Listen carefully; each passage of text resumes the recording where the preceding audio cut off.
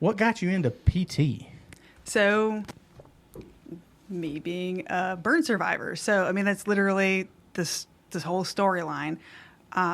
When I was in physical therapy, so I was in house fire when I was 7, and after my hospital stay, I would go to the outpatient physical therapy department across the street from the school, which was located at the hospital. I grew up in Nantucket, Massachusetts, and my grandmother would come pick me up and take me to PT, and I would be so excited about all the stuff that they had. So just the toys, the gadgets, everything.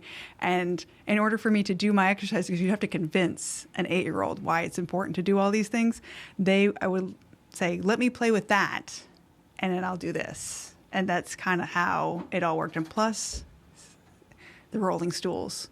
Love the rolling stool. I love this. You can sit on one side of the room and just roll the other, and I still do that to this day, and I love it. But I was just so intrigued by everything that they could do for people, and then everything I went through. It was like my silver lining for the whole situation. Told me what I wanted to do. I mean, I knew at 8, 9, that's what I wanted to do. And that's just... It must have gone well for it to leave that sort of an impact on you. It did. So my injuries were mostly on my hands. So I had 3rd and 4th degree burns on my hands. So I had a lot to learn. So when I came out of the hospital, I remember I couldn't button my own pants. So I would wear sweatpants everywhere. Or if I did wear buttons, I had to go to the bathroom with a friend to help me, right. Which was like pretty So, I mean, my handwriting is atrocious to this day. But, just all those little things, those fine motor tasks, the fact that I couldn't move my wrists, I couldn't do a lot of things. I also have some on my knees. And I also had all my skin donor sites, so skin they took from they were on my legs and put them on my hands. So I had a lot of just rehabilitation to do. And then when you have those injuries so young, you grow. Sure. And then you have to get them all over again as you grow. So I would not have guessed that part. I wouldn't have had no idea. Yeah. So, I mean, this particular one, I had was redone 3 times because every time I'd bend my wrist, it would open up. Uh-huh. And then you can kind of see, so I've got the skin right here. This used to be all the way up here. So you can see a large part of my cuticle, which has just been pulled back through the years. So my hands have grown like that, a lot since I was younger, because this used to be all the way at the top. Yeah. So you just I had a lot of surgeries to fix all that, and then fix contractures that were there from the original. When you first go in the hospital, you just put skin on your hands just to make sure to protect you. Right. And then they go back and do all the fixing of things. So like this finger was stuck like this. I had webbing between each finger, so I couldn't open my hands. And then once you get the skin on, you have to go through therapy to build the strength up, but also stretch the skin and make sure that you have all of the functional ability that you have for hands. And hands are very unique because they, like your thumb moves in all directions. So you have to be able to do all kinds of things. So What was that time frame like? So you were 7? So I was 7 when I was originally injured, and then I went to Shriners Hospital in Boston, because again, I grew up in Nantucket, and I had surgeries until I was 16, and then I just kept going up to Shriners just for follow-up visits, but the bulk of all that reconstructive surgery was between 7 and 16. But I think I remember 12 surgeries, but I think that there was more when I first went in, debridements and such for the first week, and they just kept me knocked out because I was intubated for a week, mostly because I had the scars on my face and my neck because of the swelling. They wanted to make sure I could still breathe, but also if they were taking me into surgery so frequently, it just makes more sense to keep a 7-year-old knocked out. Yeah. Let's be honest with ourselves. I have a 6 and an 8-year-old. I totally understand that, why that's the case now. Right. How about like lungs? Any kind of... I believe I had an inhalation injury. One of the other reasons why I think they kept me intubated, but it wasn't too bad. I mean, I was able to play sports. I am not the fastest. Right. Still am not the fastest, but I will get there. But it didn't have any, and I don't have to take inhalers or anything like that. So I feel like I don't have my medical records from all of that. And my parents were I think they were kind of in shock and all that. So they didn't really give me a whole lot of detail. Yeah, they probably didn't know if you wanted to forget about that stuff or if you wanted to know. It's amazing. There's probably a lot of things I have just blocked out. Traumatic experiences, you block things out, and not intentionally so. You just, I have zero knowledge about this story at all. So what happened? Yeah. Yeah, I have no knowledge. Okay. Whole story. Yeah, let me get that. Okay. So we were living in a little cottage on Nantucket. Set the whole stage. My father was in the reserves in the Navy, and he was off island. He was it was like a weekend thing he did every couple of months. And then so my room was here, my brother's room was here, and my mother's room was over here. And my sister and I had a bunk bed in this room. And there was a large floor vent on the, huge, like heated the whole house. And there's a lot of, speculation as to who, what, where, but somebody, and it's a debate between me and my sister, who dropped a pillow on that vent, and that caught on fire. And then my mother I had yelled to my mother to turn down the heat because I was so hot. And then so she had already gotten by because that's the only way out of the house. It was through this way. So my brother and my mother over here. My sister, who was on the bottom bunk, got out. I was trapped on the top bunk of that bunk bed. I couldn't open the window. I remember distinctly trying to open the window, and my sister yelling outside to get it open. And then my brother put the fire out with a garden hose. So he actually ended up with an inhalation injury.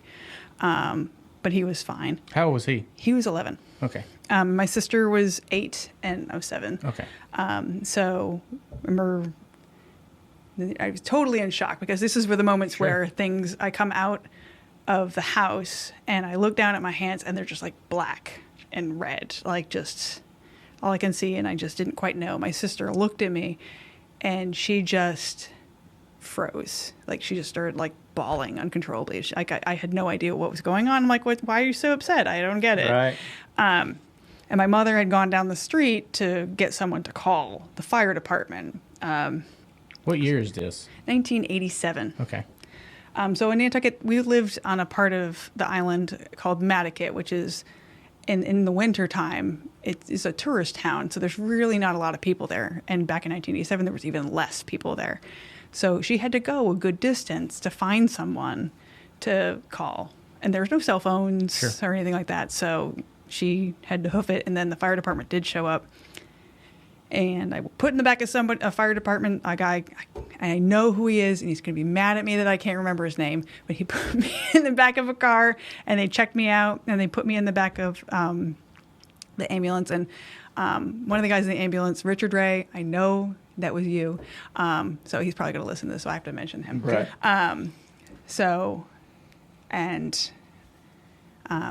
Then I was in the ambulance, and seriously, the one thought on my head when I was 7 is, this is what the inside of an ambulance looks like. So simple, right? Yeah. So little things. And then I went to the hospital, and I remember looking at the doctor, and he's like, we're going to have to send you to Boston. And I looked at him like, no. like I had any say in the matter. I had no idea what was going on. None whatsoever. I didn't know something was wrong with me.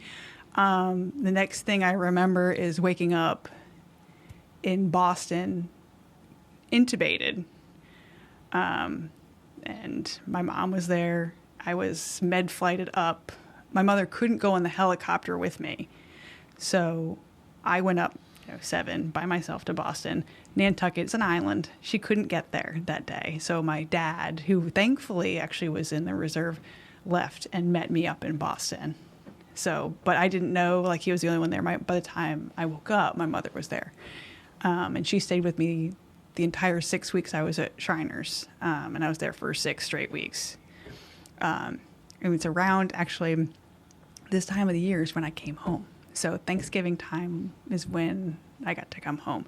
It was around it was in October 24th, 1987. So 38 years ago. When 37 years ago. When the fire department got there, was the fire completely out? The fire was completely out. So it really wasn't a big fire, but I was so close to it. I mean, Sure. it was right here. Sure. Basically. And I was in there. You said you were on the top bunk, right? Top bunk of the bunk bed. And when I went back afterwards and I saw I actually got to go back saw some of the stuff from the house. Like my raincoat was melted onto the bed, and it was just like surreal, like all the big black marks everywhere. The house didn't burn down. It was of course very salvageable. It just, had to replace some things, but my parents thankfully sold that house because I just didn't want to be there anymore. Sure.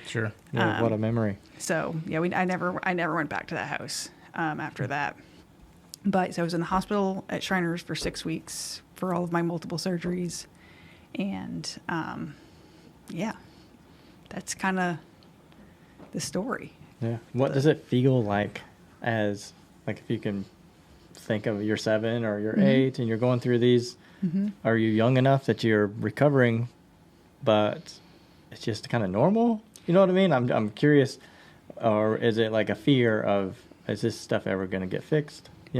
So as I got older, there was definitely a fear of it getting fixed. When I was 7, and my kudos to my parents because they really didn't treat me any differently. They're like, you get to go to Boston for doctor's appointments. Hey, it's coming up. We got to go back. We're going to go to surgery again. Like, just made it like I was going to the dentist. Like, there was never anything different with me. So it was kind of like when I was that age, this is normal for everybody. But as I got older, hitting puberty and things like that, and then the relentless having to go back for surgeries and you start getting really self-conscious about what you look like. Sure. And going through all of that. I mean, some people get acne, but I'm like, I have these bright red scars everywhere, and people are asking me who hung me, and it's like, ugh. Or they call it back in the 80s and early 90s, I got Freddy Krueger a lot. And it just, that time really hurt a a lot. But kids filters, on things kids say. Yeah. I mean, the community itself I grew up in was fantastic. They have did a lot for me, and they still continue to do a lot for me. Like I couldn't stay there. I just needed to get out. But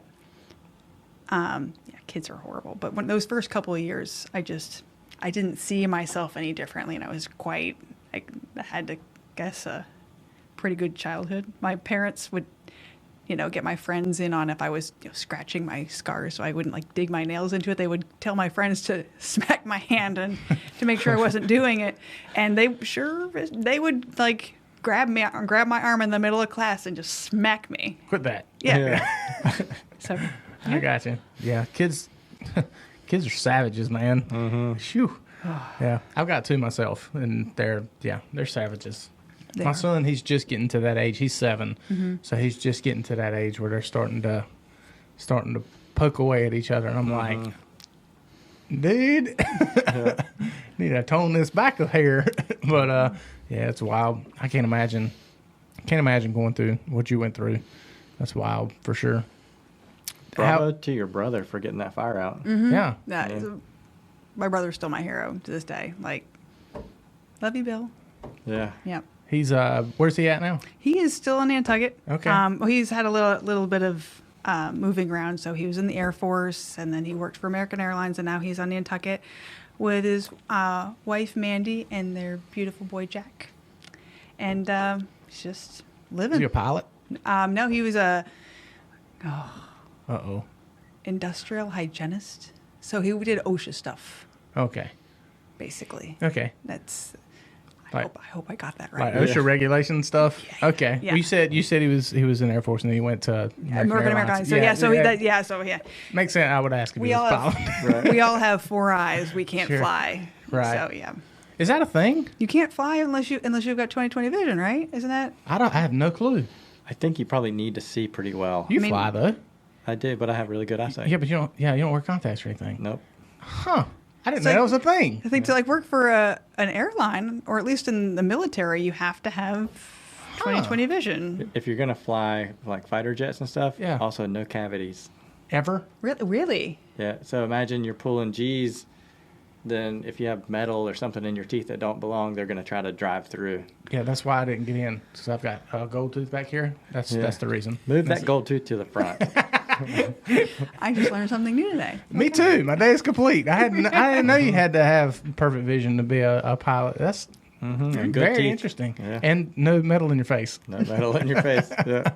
Interesting. What did life past your teenage years? What did that look like as far as your skin replacements and stuff go? I know you told us that you had multiples of surgeries. Yep. Is that how long has that been going on, and will it continue to go on for forever? Or it's mind blowing to me because I never had any idea. I figured when you got a skin graft, that was it. Fixed. It's funny because it's really when I talk to people. So another side note. So when I was a kid, what also helped me to transition with all of this, I went to a camp.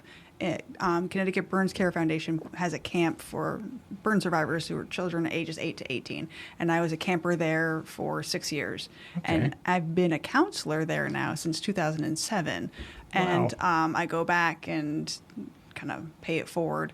But you being around kids who've been through similar experiences with you and just being able to share and feed off each other, build confidence, and just have that, regular old campy thing, but just not worrying about being teased, not worrying about what you look like or any of that. It's really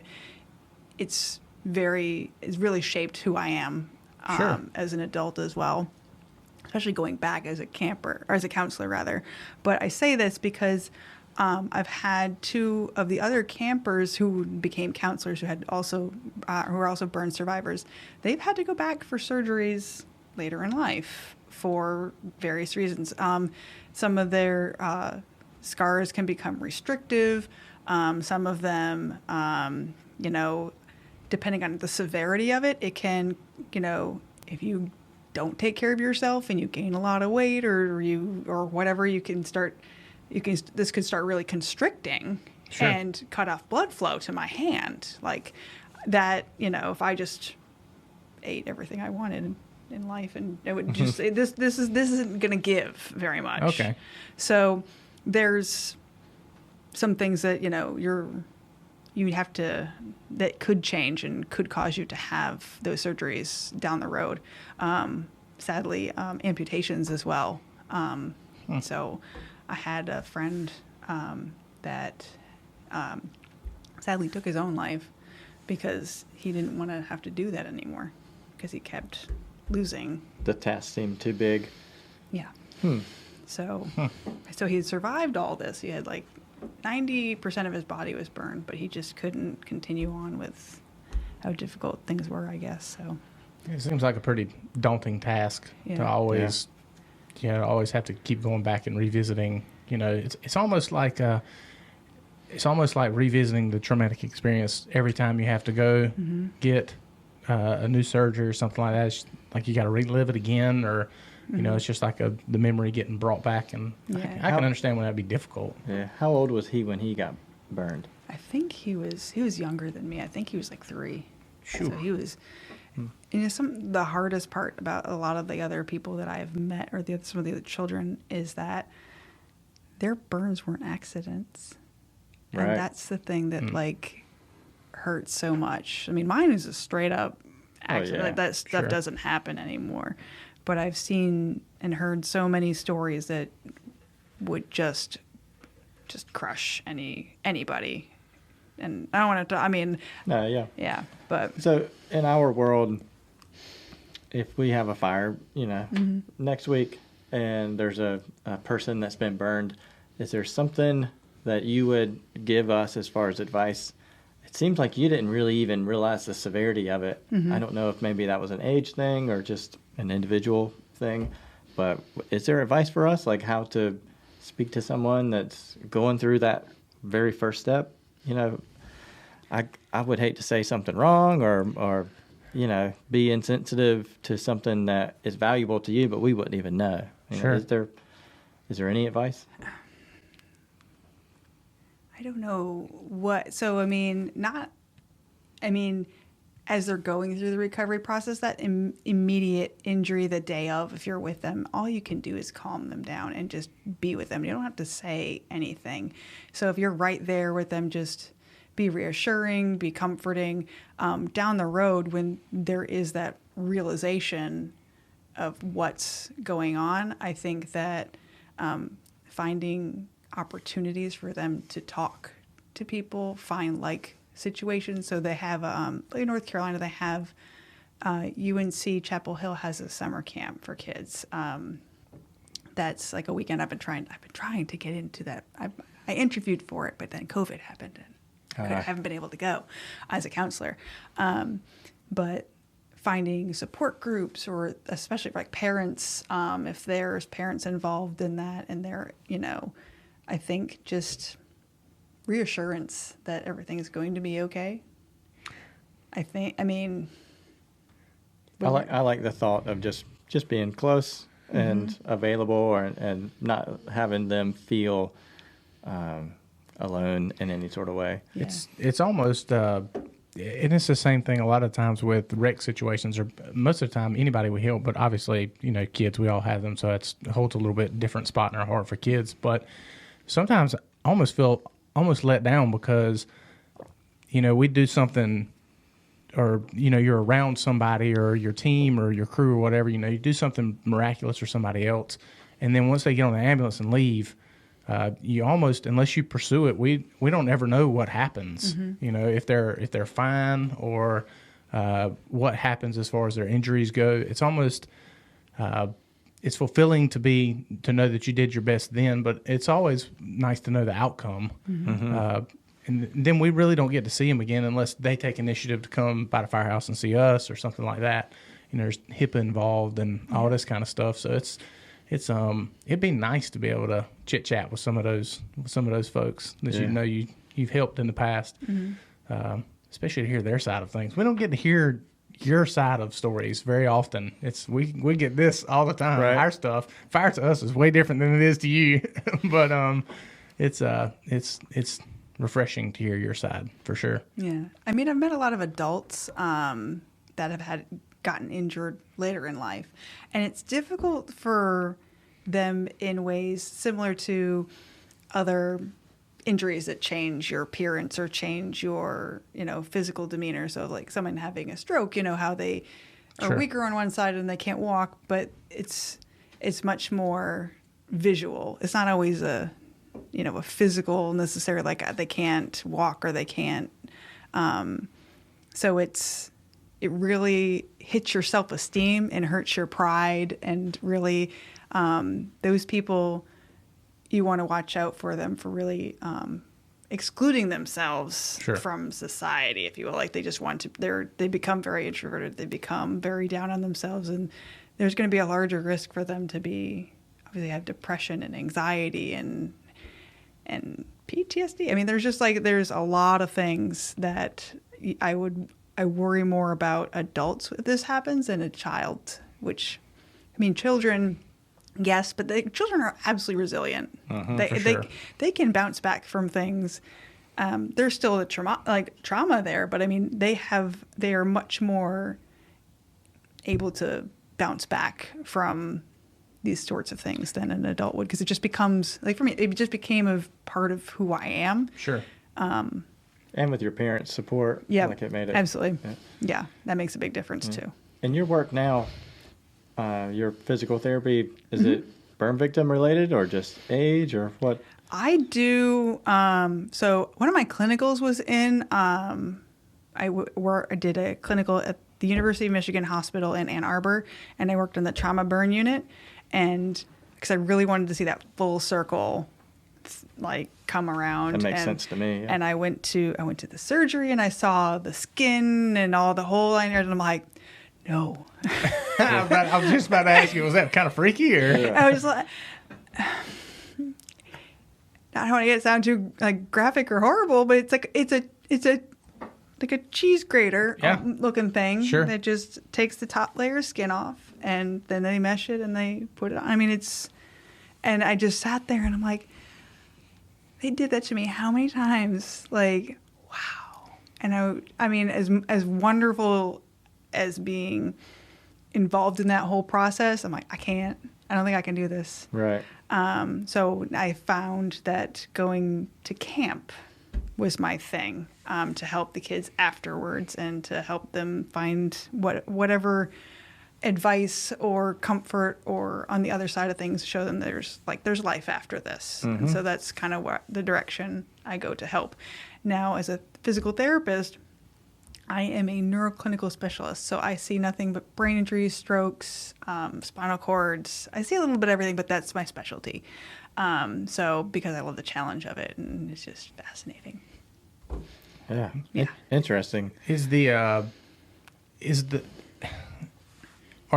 camp that you're a counselor at, is it revisited by the same people over and over each year, or do you see new faces often? There's new faces often, but it's really a family environment, so it's the same counselors, and a lot of the kids age, and they age out at some point. Sure. And it's really awesome to see them grow. And just this past year, some of the girls that when I started, they were like 7 and 8, and now they've graduated, and that's got to be cool. It's really cool. And then those couple middle years when they come back and the boys are taller than you, and I'm like, wow. What happened? What happened to you?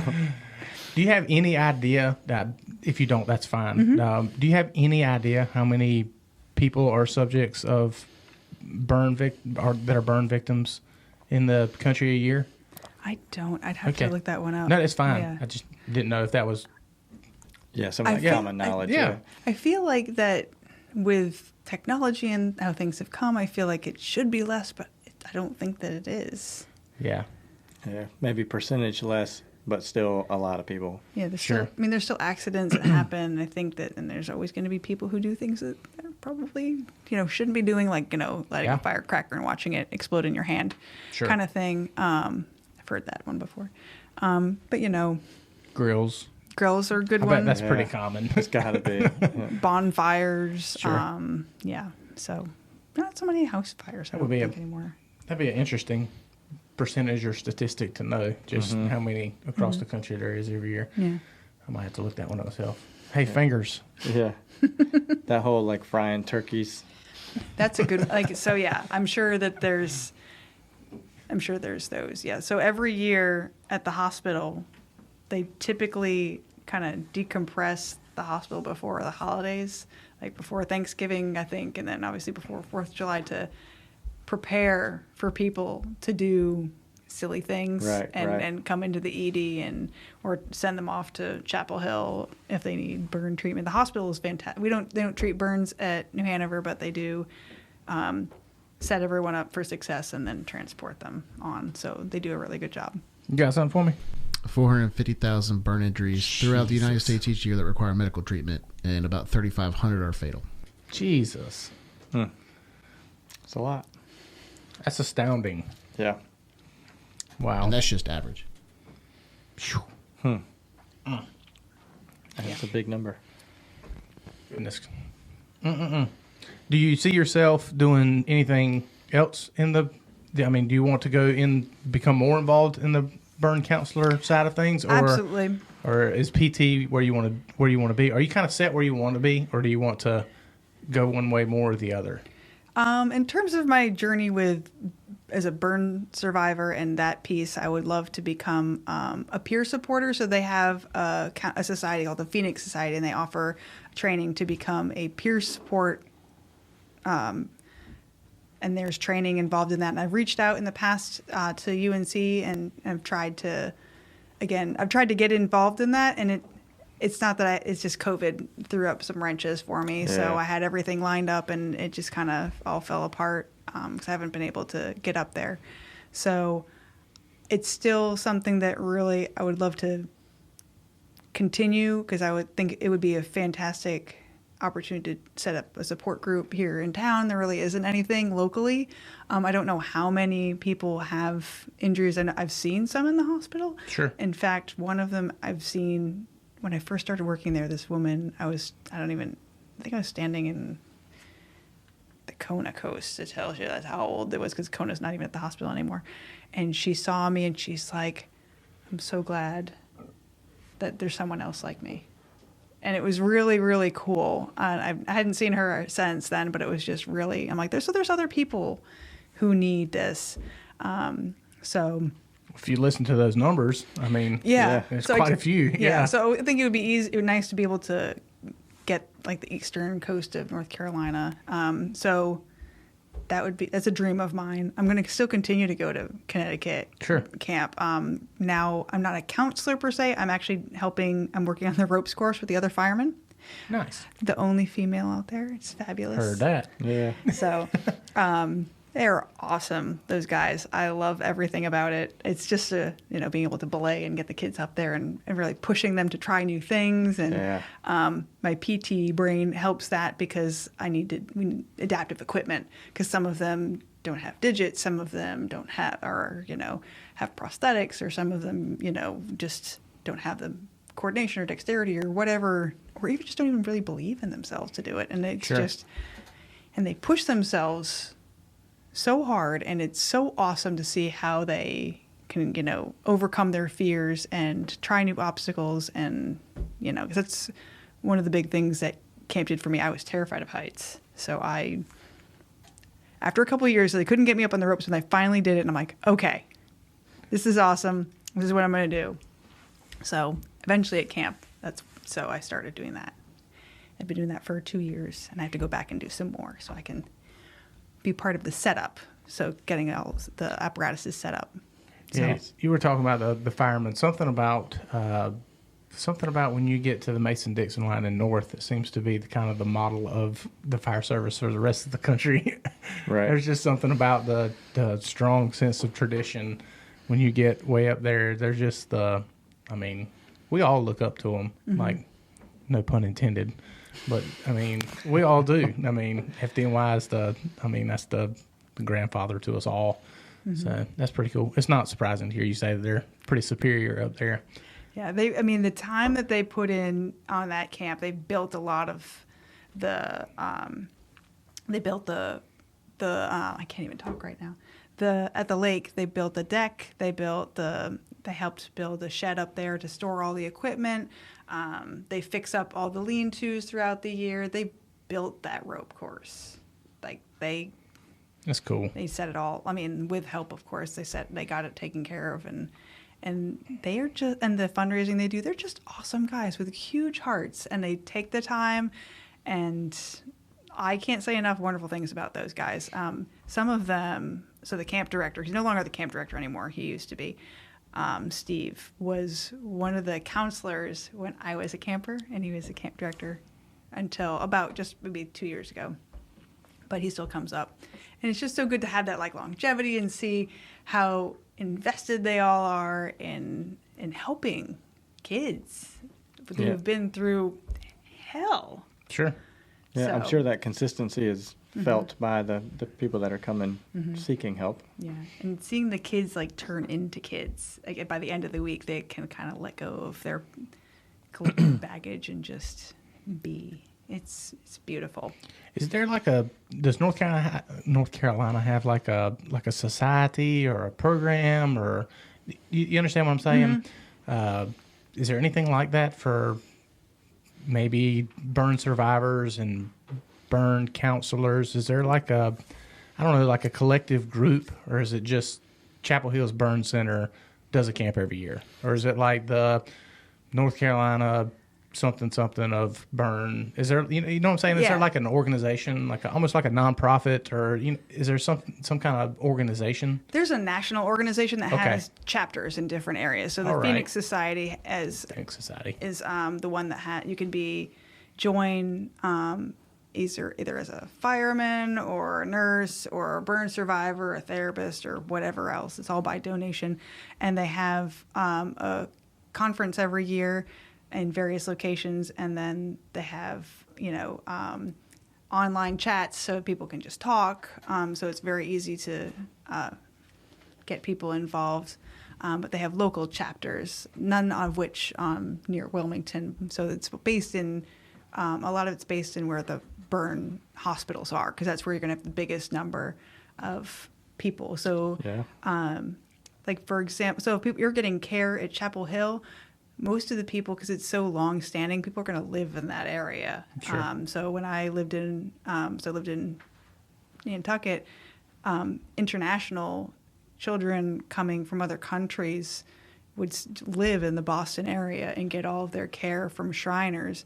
And then all these groups that they had involved, so the camp, the Phoenix Society, all those resources were right there for them when they were needing them.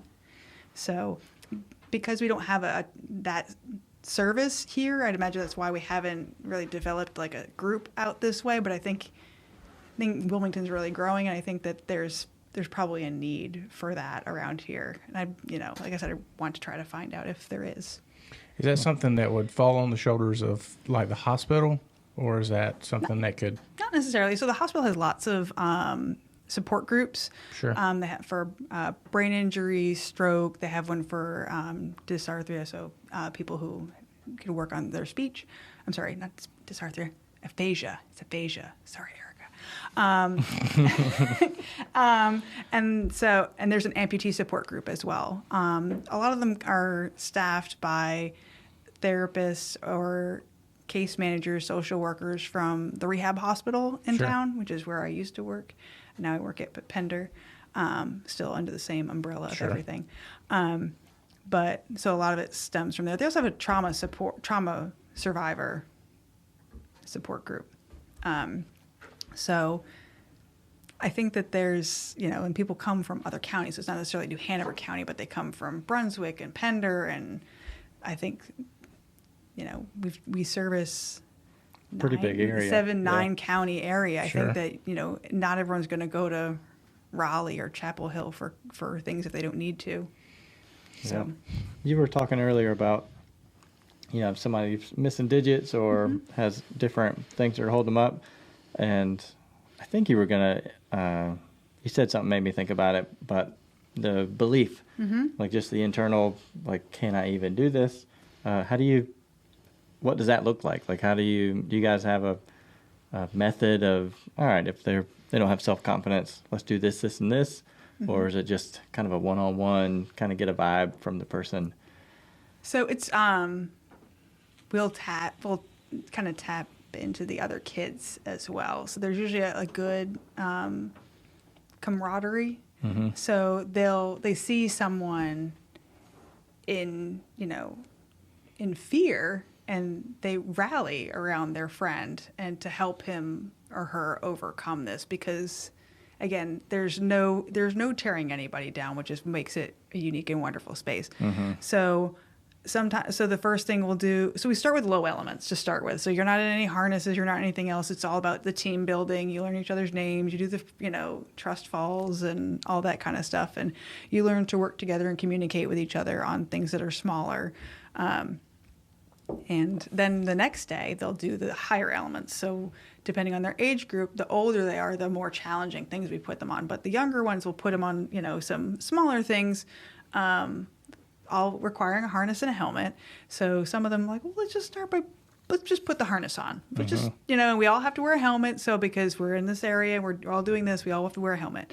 So let's just put it on and just see how it goes. And then they'll see a couple of other people, try it. And they're like, well, and I'm like, well, come on. They have a great big cargo net. I'm like, let's just try the cargo net. Just, go up 1 or 2, and then just go from there. And then as I'm belaying, I will really I will hold them really tight, and even if they let go, they're not going anywhere unless it's a really big kid. And then I have someone hold on the back of me. Right. That's happened though too. But I've got them so that they're not scared. But then this is where their friends come in too, cheering them on.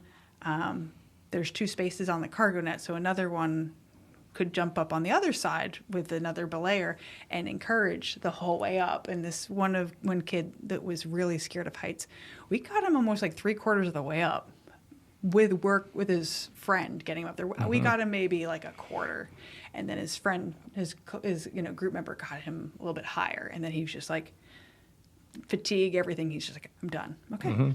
Yeah. You know, so then you just trying to do, okay, just one more, you know, and you just kind of keep Sure. pushing them along as best you can. But if, you know, they're, you know, challenged by choice, I'm not going to force you to do anything, but if you want to do it, I'm going to try to encourage you to do a little bit more. So you did that and you're fine, right? All right, let's try the next one. And that's life. Certainly. Yep. You said something that kind of resonated with me. It brought questions to my mind when you said it's a you know, that you don't do any downgrading, no negative space. It sounds like a utopia. So how is that atmosphere born in that place? Is it reinforced by the counselors, or is it, I mean, I would imagine that these kids, especially nowadays, or adults even, I don't know what age do you? 8. We start at 8. You start at 8, and what age do you age out? 18. 18. So, good God. The range is crazy. Yes. I can imagine these 13 to 18-year-olds, man, in regular life, especially the public school system and all that kind of stuff, online, it's anything but a utopia. So I can imagine they're coming in with all this negativity. How does the camp take that and switch it to where none of that stuff is acceptable? Well, when they arrive, they check all their electronics at the door. That probably solves 90% of it. Yeah. No phones, no iPads, no nothing. No we take their food, we give them food. So I mean, there's I like that. We take their food, but we give them candy and stuff all through, like junk, you know, marshmallow, you know, s'mores throughout the week. I mean, yeah, it's kids. We're gonna have fun with it. Yeah. I mean, we're all kind of big kids ourselves there. Of course. But I mean, that's a big thing. And then right at the beginning, right when they get there, we kind of set the ground rules. So I mean, there's kids there that, I mean, don't always follow the rules, and I'm not going to tell you that it's a complete utopia, because there's always a couple that are going to push the limits, because that's just what kids do. It's sure. They need to learn it.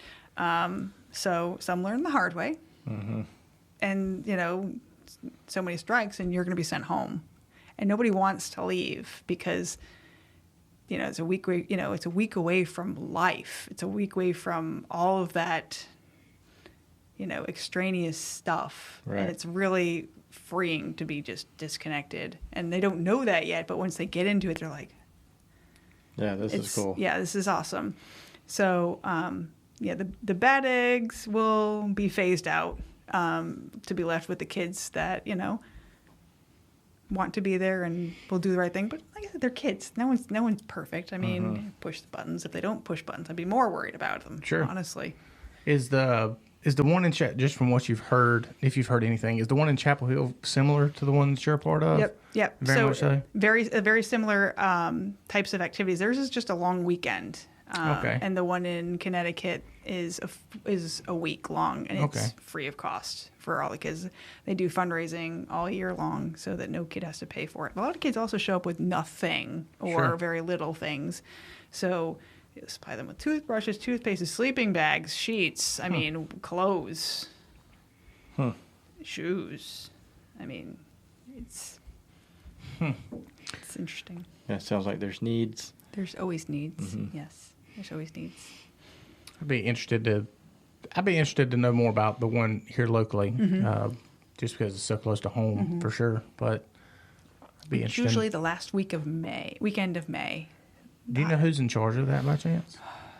I have. You don't have to. Just I have the email. I'll have to forward it to you. Perfect. Yeah, I'd love to know. I'd love to get them on. Maybe help promote some of these needs as well. I like it. A lot of super good firemen listen to this. So, do you see yourself staying in PT? Oh yeah, I love it. I mean, so I'm the manager up at Pender Memorial Hospital now. So I don't treat as much as I used to, but I love patients. I love being able to help people. It's just it's this full circle moment thing for me. It's just kind of who I am. I love seeing people to be able to walk for the first time since their injury, or help them figure out, what's life going to be moving forward. What do you need to make it to be successful? Cases are not always the easiest. Sure. And everyone's different. Every situation is different.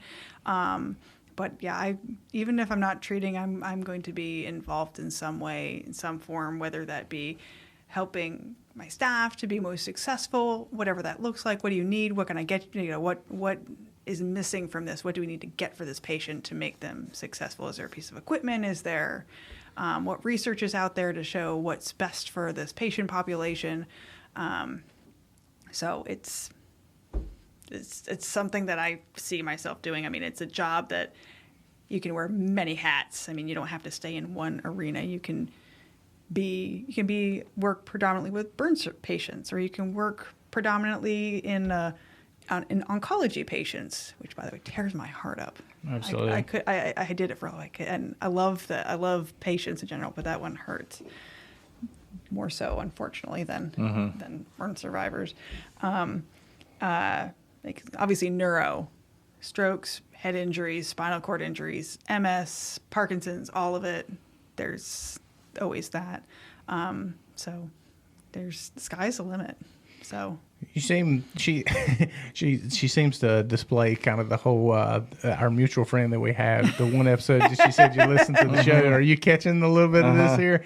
You haven't seen a lot of the shared passion for what it is that you do as our good friend Bodine. Yep. So that's neat. It's Bo inspires me. I want to channel my inner Bo to be. I want to be like Bo. I'd say you're well on your way. Well on your way. It's nice to love what you do. For sure. I mean, if you don't, then what are you doing? Mm-hmm. Like, really? Agreed. Life's too short, and I can appreciate that. That cliche, love what you do and you'll never work a day in your life. That whole cliche saying, but there's some validity behind it for sure. Yeah. It holds a little bit of weight. So, yeah. I love what I do, but it still work. Right. From time to time. Well, I mean, you got days where it's a love, and then you got days where it's a job. Yeah. And that's everything. I don't love documenting everything, but it is what it is. Sure. Is there anything we can do to kind of help you get to your goal of bringing the Phoenix stuff here? I mean, just honestly, knowing that there's this network of guys who want to contribute and do more, I think that we can just develop if we got a really good group. I don't believe that you would have a hard time finding volunteers, especially around here, to do something like that. I don't feel like that would be a problem. Especially with the union. Yeah. You've got a great union here, the International Association of Firefighters, our local. It's they're very proactive, so sounds like something they'd be very interested to get on board with. I see you over there shaking your head, Mr. Ebor. Mr. Ebor, not anymore. No. Not anymore. Woo! I'm sure that there's some type of fundraising or something. So it's going to be the camp itself in Chapel Hill is also free of cost for anyone who's attending. So I've got to believe there's something that they need or they want or that would be better, or just even funds for people who show up with nothing. Right. So, I mean, I can't even imagine that the one in Connecticut's the only one that way. And they're all over the country. They really are. So I know there's some I know there's one in Michigan. I think there's a winter camp as well in New England. And there also is a winter one in Montana. I've met a lot of the DC firemen from from Connecticut burn camp as well, and they got their fingers in a lot of areas as well. So they've. And that is, just say that what that is, the Phoenix. Can you write this down for me, Jeremy, please? Phoenix Society. The Phoenix Society. Okay, I just want to make sure I get it right. Rising from the ashes. I get it. I just want to make sure I get it right because I'm going to be reaching out. So, yeah. Yeah, Dad was for like 2 weeks. He was begging to just give up. Like, just let me go. We're like, bro, we got. We ain't ready for that. Yeah, it's not time. And I'm not trying to talk about Dad. Just all of us. Like you go through times where you just need somebody to let you know that hey, everything's fine. You can get through whatever it is that you're bumping along through or struggling with, and that doesn't discount the struggle. There's tough struggles, but we'll get through it. It seems like with your job, there's so much positive reinforcement that has to happen. It has to. Yes. So I can't imagine somebody, a stroke victim or something like that, trying to take their first step, or just something as simple as grabbing a can that, 5 or 6 days ago, last week, that was nothing. And now it's a problem. Man, I can't imagine. So that positive reinforcement and constant, it's going to be fine. We just got to retrain. We got to do this. We got to do that. That's got to be pretty labor intensive. It is. I mean, for anybody in a caretaking healthcare position, I mean, you should know going into it what it's going to entail, and that it's a lot of positive reinforcement, encouragement, meeting them halfway. Just, what do you need? What can I do for you? Being a personal cheerleader, but then also, like what I was talking to him about was, they have to be able to do it for themselves. Sure. I will do X, Y, and Z for you. What do you need? We've gotten this, but you have to physically do this part yourself. This is how your brain is going to relearn how to do this task. If I take your hand and hold it around that cup, your brain is not going to learn how to hold that cup. It's going to learn me holding you holding the cup. And so you have to be able to do it yourself. I'll be right there behind you to make sure that nothing, happens, and I'll help hold your arm up because it's a little weak, whatever it is. But for your brain to learn to do these things, you need to let them spread their wings and do it themselves. It's one of the things that my parents really did really well for me, is they pushed me and said this exact same thing. They didn't have the same, education of, what the brain needs to do to learn and all that. Sure. They're just like, they just knew that I can't do this for you. Or if I do, you're never going to figure it out on your own. Exactly. Yeah. There was a lot of that. Yeah, sure. So at the point I would be angry at my dad or my mom for a while. But I mean, I see it now. Why? And you see it when you full circle, when you have your own kids, and this is the basic things that they have to learn. Sure. Potty training, case in point right there. Yeah. I mean, that was miserable. Yeah. So, I mean, you have to learn to do those things. Sure. You can't do it for you. I can't pee for you. Yeah. Yeah. So, I mean, it's a simplistic example, but I mean, it's really what it is. Your brain will retain that information much better if you do it for yourself. And you have to build that, resiliency. Did your school going through your program to become a physical therapist, was that something that they harped on a lot, or is this a lot of on the job figuring out? We have a book way, and then we have the street way. Is it like that in physical therapy much, or do they do well? Because I'm sure Jeremy, he's fixing to be on his journey to becoming the world's greatest doctor. So I'm sure there's the way the book way, and then there's like actually treating people. I mean, yeah, I would say that there's techniques and there's treatment things that that they can teach you in school, but really on the job training is where you're going to see what works and what doesn't work, and you have to have multiple, tools in your bag to pull from, because what you did with Mr. Smith is not going to work for Miss Jones. Communication skills. Yeah, absolutely. So, and not even just verbal ones, because verbal goes right out the window. Sure. Being able that comforting presence, looking, paying attention, engaged with the patient, meeting them where they're at. If they are, in the dumps, and they're everyone has their moments of woe is me, I let them have that moment. I'm like, you earned this moment to be, this sucks. Yeah, pissed off. Absolutely. Get angry. Nope. You have every right to be. You can't live there. You have you have a day, you get pissed off, you do what you need to do. All right, the next day, all right, redirect that energy to something else. We're not here anymore. We're going this way. So, I mean, yeah, a lot of it is, you learn some of it, things in school, but I think a lot of it for me was my own personal journey, what worked for me. I have a lot of empathy for people who've been through difficult situations, and even though what brought us this moment isn't the same. Like, and there's not been very few, burn survivors that I have encountered that I treat.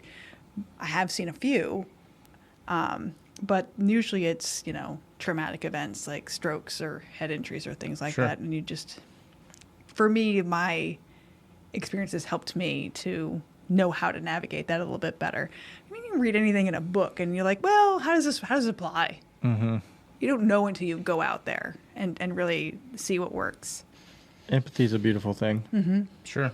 Yep. That makes a lot of sense. You're living your idea of, okay, you can have this moment and then we're going to move on about the world. That reminds me a lot of Blake Turner's style. He was my first captain, but something would just gripe me so bad and he would let me vent. He wouldn't say a word. He'd stand there with that stare on his face. And when you got done and you pause and look at him waiting for a response, he'd be like, are you done? Like, yes, I'm done. And he'd be like, okay, now. Yeah. And then he would go about his spiel about how crazy it was, what you were thinking. And then he would articulate it and you'd be like, yeah, it's pretty, let's move on now. He is good at that.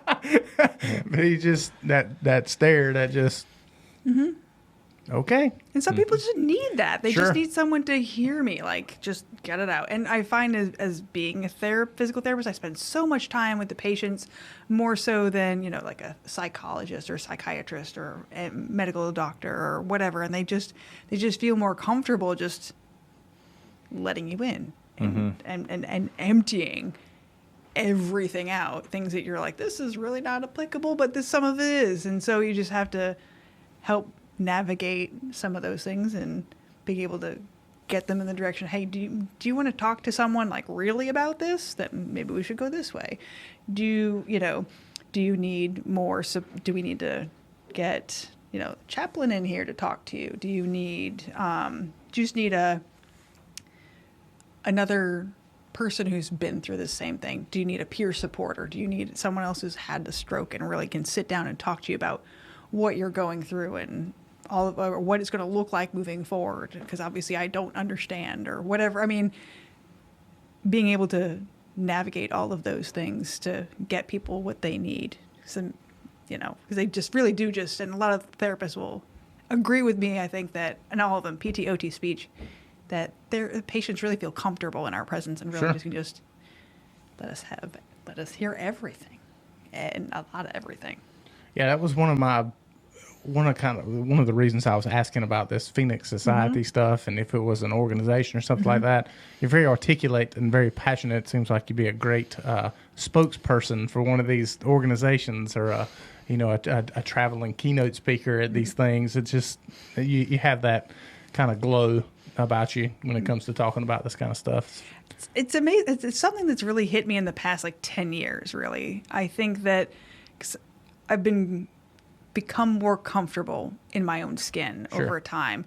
If you met me 10 years ago, probably completely different. Still not really knowing, I was done with PT school. I was fine. I was treating patients. I was still really passionate about that, but articulating and knowing what drives me and finding my why and all of that, whatever. Bodine talk. Yeah. Bodine talk. It's really, again, he's my hero. Love you, Bo. Anyway, but it's really kind of come forward over the past couple of years, and I've really tried hard to find out who Cathy is and what my job is in this world and what my role is supposed to be. And so it's really been a great journey. I think it's all a journey for me, and it gets exciting every day that goes by. I've got new things coming up, new opportunities, and I want to leave my imprint. And I don't want anyone to have to struggle to find these things. I want someone to be able to, be supportive and be there, and no one should. Everyone should have to learn these things, but I don't think anyone should struggle to get there. Do you know what I mean? Sure. It makes total sense. Yeah. You like helping people. Yeah. Makes total sense. Mm-hmm. Where do you see yourself in the next 10 years? You just mentioned 10 years. So you said the person you were 10 years ago is not the person you are now. Well, where do you see yourself in the next 10 years? 10 years, I'll be 51. So retired, Yeah. living on the beach. I will have just finished paying off my student loans. I'm just kidding. I don't know. I just... You got to have some ambitions. Oh, I do. I absolutely do. So I just started a management position like in March. So I want to be better than I am right now. I think there's a lot of growth for me there. I just I'm going to start an appointment on the American Physical Therapy Association state delegate. So I just got elected there for North Carolina. So I'm going to start that in January. So that's really exciting for me. So to get more involved with the National Physical Therapy Association and bring more attention to this side, because there really isn't a lot of, North Carolina Eastern Coast participation, and I want to see if we can grow that and develop. And I've also been accepted to be a question writer for the my neuroclinical specialist examination that I took. That is good for me to be a neuroclinical specialist for 10 years. You take a 8-hour exam, and I've been accepted to become a question writer for that for the next 2 years. So I'm really excited about that. So I've got a lot of things going on, and I'm really, I'm hopeful to just kind of keep putting my self out there to try new things. I said I'm on the board of Access of Wilmington with Bo Dean, and I love that organization. It really hits it really hits home to a part of my life when I couldn't participate in sports because I was continually going through surgeries and I couldn't, you have limitations in what you're able to do when you've got skin grafts for a period of time because you want them to set. Sure. So being able for people to participate in sports and activity and health and wellness as a physical therapist is really huge for me. And I really think it's important as healthcare providers that we are in the forefront to help people to achieve these goals. And Access Wilmington, that's the Miracle League stuff, correct? Yeah. Okay. Yeah. So, right. and why are they called two separate things? All right. So Access of Wilmington is the big kind of company is our name. Okay. And the Miracle League is one portion of that. What are the other portions of it? So we know the Miracle League. Yeah. So there is also SOAR, which is for veterans. Okay. For activities, they've got scuba diving, yoga. I'm gonna fail. They've got lots of activities: archery, adaptive equipment, or whatever they need to participate in these activities for veterans specifically. And then they have Access Play, which is just some activities with recreational therapists.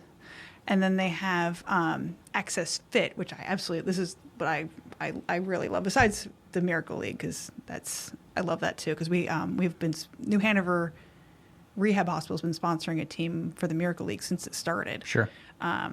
But Access Fit takes these participants who cannot participate in normal physical activity, and they have classes at the field. They take some of the people out of their group homes, and they exercise, and they show that they really had tremendous health benefits from these activities, these exercise classes. Of course, it makes sense, right? Sure. The human body, move it, it's going to do better. And providing those opportunities for those groups, because there isn't anyone else who is. Sure. Seems like it also helps that belief that, I'm going and doing this activity, I'm doing all this stuff with other people. Mm-hmm. Yeah. They also have, it's new, it's called the terrain hopper. So there are these motorized vehicles for people who are not able to maybe ambulate or get on the beach. So you can get them in there, and they can go all over multiple terrains. So there was a news story not too long ago about a gentleman who hadn't been on the beach in 30 years or something like that. Hadn't been on the beach? Because he was a spinal cord injury. Okay. And he got in this train hopper and he went on the beach.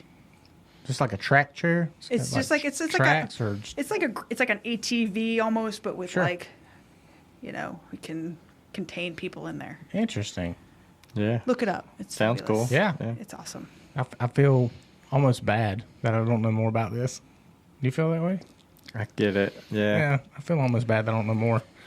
Like I said, we know Miracle Field. We've my station is at 17, so it's in Murrayville. So Yep. Olson Park's our backyard.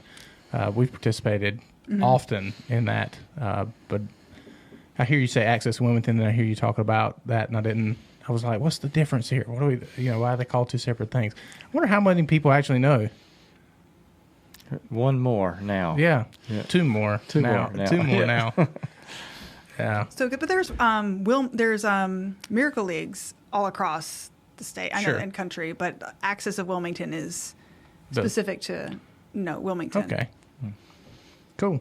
Is that something that I hate to keep going back to it, but is that something that the Access Wilmington and kind of the Phoenix thing could kind of come together and possibly become something? You wouldn't have to coin it as the Phoenix thing, but it could.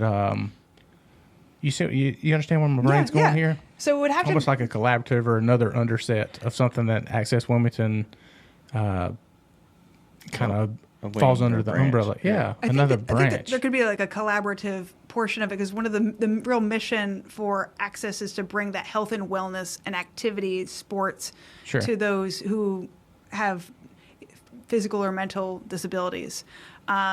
So if there were those people, burn survivors, who weren't able to participate, then it absolutely, they fall right into that category. Okay, So absolutely. that makes sense. I think Access Wilmington needs to come up with a summer camp like she does in Connecticut. It's a great idea, And actually. then the Chapel Hill folks could be bussed down here and participate in that. It's a great idea. So it seems like it would make sense. Be careful. They're going to, We're going to recruit you. Negative. put you right in charge of it. They're going to be like, you need somebody "That's a great smart for idea." that. That ain't me, I promise. So what I hear him saying Yeah. is that he would like to be in charge of No, this. that's not what you hear him say. Bodine's going to be calling your phone. Yeah. I got his number. We can call him. I'm sure. He's got other issues of mine to deal with. Right. Oh, goodness gracious. Oh, man. That's funny. Oh, man. Well, I can tell you we look forward to doing all we can to help you, and it's been an absolute pleasure having you down here. Any last words for her, Steve? Any questions? Anything else you want to add? Great conversation. Thank you. Thanks for Yeah. coming. Yeah. Thank you guys. Absolutely. I'll be in touch with you. I'll let you know what's Yeah. coming down the pike, and We don't have much to offer, but we do have voices. And that's all you need. sadly enough, people do listen. It's weird, but they do for some reason. I don't know why, but people do listen. So anything that we can do to help. Well, it all starts with a voice, right? I guess That's so. right. That's what they're telling me. Yeah. Communication. Yeah, but it's been a pleasure. Thank you guys so much for having me. I appreciate Yeah. it. Absolutely. Yeah, thanks for coming. Miss Cathy Wright, it's been a pleasure. Thank you. All right.